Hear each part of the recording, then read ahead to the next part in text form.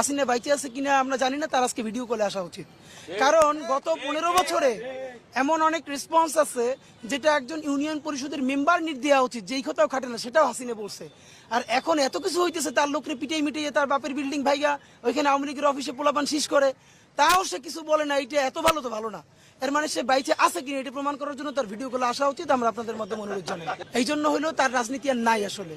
তো এই জন্য বাকি যারা ছোট আওয়ামী লীগ আছে এরা এখন হাত পা ধুইয়া তবা কইরা বিচারের মুখোমুখি হইয়া তারপরে তারা ছেলে নতুন রাজনীতি করতে পারে। কিন্তু আওয়ামী লীগ গণকেস এটার আজকে প্রমাণ সন্ধ্যা পর্যন্ত হবে। তারা 1100 কোটি টাকা বাজেট করে এরপরেও যদি তারা প্রকাশ্য দিবে, লোক আপনি ভাবেন এত কিছুর পরে বিএনপি জামাত তো প্রকাশ্যে মিছিল দিছে না? তো এইখানে একটা প্রকাশ্য মিছিল আসতে বলেন না আওয়ামী লীগ, এখানে না। আপনার মাধ্যমে বলতে চাই, তারা সারা ঢাকার যে কোনো জায়গায় প্রকাশ্যে মিছিল করবে। তারা যখন অন্যের উপরে হামলা করছে, সামনে পুলিশ পিছনে পুলিশ, নিজেদের হেলমেট সাথে অস্ত্র, আমাদের সাথে লাঠি ছাড়া কিছু নাই।